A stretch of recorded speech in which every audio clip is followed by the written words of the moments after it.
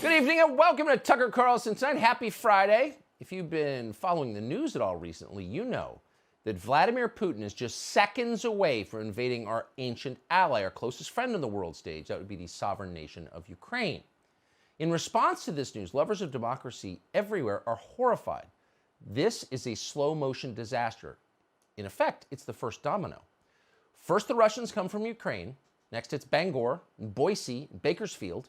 What Vladimir Putin plans next will make Red Dawn look like a documentary. So, of course, defenders of democracy everywhere are horrified by this, and they're ready to fight. Now, NATO, whose job it apparently is to contain Russia, has not yet committed to defending Ukraine for some reason. But patriotic Americans are not waiting for NATO. That's not their way. According to a piece in BuzzFeed, American citizens are joining the fight on their own. It's their Spanish Civil War. They're paying their way to Ukraine to defend the noble Ukrainian people against the dastardly Russian hordes on the frozen steppe. But strangely, and this is weird, we have no confirmation tonight that David Frum, Max Boot, and Liz Cheney have left yet for Kiev. And maybe they're still oiling their rifles and gathering their kit. Or maybe they've decided to man the cable news barricades. Just because they're technically behind the lines doesn't make their service less perilous or important. And someday they're all going to get medals for the sacrifices they're now making in CNN studios in New York City. And we plan to cover that ceremony live. But in the meantime, Joe Biden seems most worried of all. Joe Biden is so panicked about what's about to happen to Ukraine, he makes Bill Kristol seem understated and restrained. And that's not really surprising because Joe Biden's the president of the United States. He's got access to all the latest intel. It's delivered to him daily by the Weapons of Mass Destruction Division at CIA. Those guys are on it. This week, Biden got so concerned after reading what the CIA delivered him. He's so worried about what's about to happen to Ukraine that Joe Biden called the president of Ukraine to warn him about his fate. And then someone in the intel community leaked the transcript of that call to CNN, not for the first time. Here it is. We have breaking news for you in our world lead. A senior Ukrainian official tells CNN that today's phone call between President Biden and Ukrainian President Volodymyr Zelensky, quote, did not go well. Our source tells CNN that the two disagreed about the immediacy of the threat of a Russian attack on Ukraine. The White House and Pentagon have been emphatic that they believe an attack could be imminent. We should note the White House just released its own readout of that call, and there was no mention of President Biden's warnings or the two presidents' disagreements. Whoa! First, we should note that CNN is perfectly capable of taking spin-filled propaganda calls from agents of the Ukrainian government, but you can't talk to Russia because that's treason. But here's the headline. It looks like there is daylight between the world's two closest leaders, brothers, really. And that suggests there might be a breach in the unbreakable bond forged over centuries between Ukraine and the United States.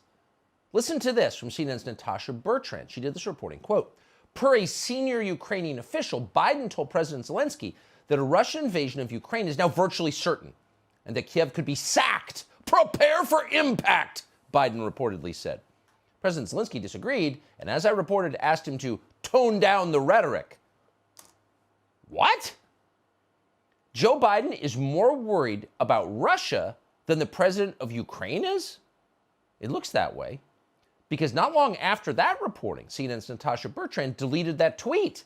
Oh, and then an hour later, CNN's Jim Sciutto contradicted CNN's own previous reporting. He tweeted out this White House statement, which at CNN qualifies as reporting, a statement from the White House. Here's what it said.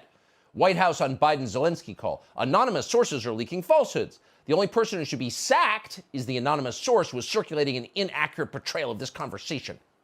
End quote. Not an actual denial, therefore it's true.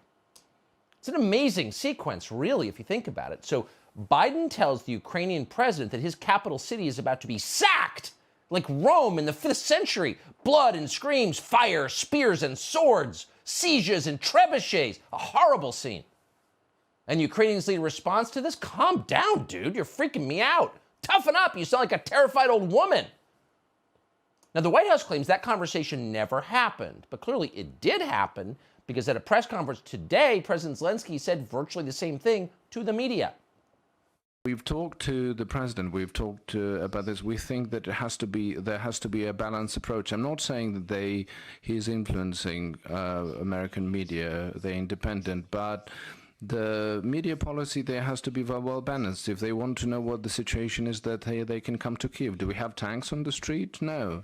The image that mass media creates is that we have troops on the roads, we have mobilization, people are leaving for places. That's not the case. We don't need this panic. So David Frum and Joe Biden have gotten Americans so whipped into a frenzy over the future of Ukraine that they're flying to Ukraine to risk their lives in defense of that sacred nation's sovereignty. And there's the president of Ukraine saying, we're not that concerned. So what can we infer from this? Well, it's simple. If you're not terrified about the prospect of a Russian invasion of Ukraine, the question is, whose side are you on here? Whose side are you on? And we know the answer to that question. You're on Vladimir Putin's side. So it looks like the president of Ukraine himself has been compromised by Russian misinformation. The Ukrainian president is what we on cable news refer to as an agent of Putin. And that means the Russians are so diabolically effective, they have recruited the guy they're preparing war against. How clever is that? It would take a Slavic mind to pull that off. And by the way, yes, we are calling the president of Ukraine an agent of Putin, but we're not judging him. In fact, we can relate, we can empathize, because as you know, if you watch the media, we're agents of Putin too. Fox's chief propagandist, Tucker Carlson, saying that the U.S. should be siding with Russia over Ukraine. What, you may say? Members of Congress are actually getting phone calls encouraging them to side with Russia because they're watching right-wing media and people like Tucker Carlson. It is striking how neatly Kremlin propaganda seems to dovetail with Carlson's talking points. When Tucker Carlson delivers this message, it's dangerous. Now, Tucker seems to have some sort of larger pattern here with tyrants who lean to the right. But why is he so committed, and why is Fox News, on his behalf, so committed to tearing down American embrace and support and alignment with the world's democracies? Tucker is utterly shameless. If he had any capacity to feel any shame, he should be embarrassed by what he just said, because he is basically repeating rank Russian propaganda. Mr. Max Boot, ladies and gentlemen, in his final domestic television appearance before he heads to Ukraine to defend that nation himself, its territorial integrity from the aggression of Vladimir Putin. Watch him while you can. But let's be clear about what the terms are. In the United States, and this does not apply to Ukraine, where they have probably a more sane view of it, or maybe just more Russian influence view of it, but in the United States, if you raise any questions about the wisdom of siding in a war in Eastern Europe with one country over another, you are, by definition, an agent of the single greatest threat to democracy on this globe, Mr. Vladimir Putin himself. You're treasonous.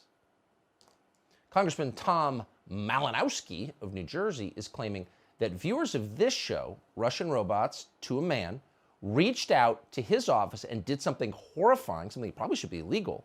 They said maybe we shouldn't go to war over Ukraine. Can you just tell us about these phone calls that your office is getting?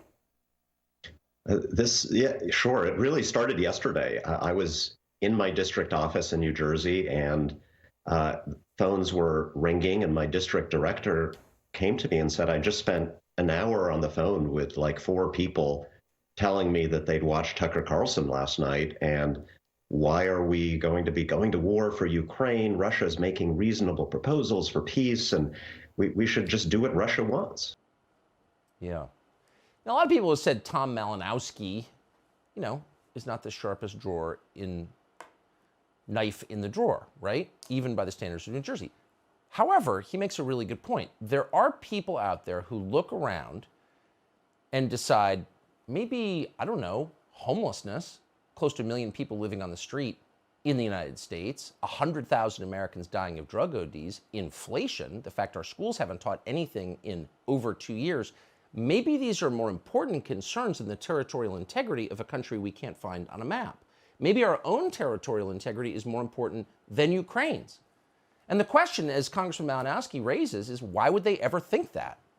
Where would they get the idea that their stupid parochial domestic concerns are more important than Ukraine's eastern border? And the answer, of course, is Vladimir Putin. They've obviously fallen for the Russian propaganda. That would be us. doing Vladimir Putin's bidding. Like the president of Ukraine, we're guilty. Hey, Sean Hannity here. Hey, click here to subscribe to Fox News YouTube page and catch our hottest interviews and most compelling analysis. You will not get it anywhere else.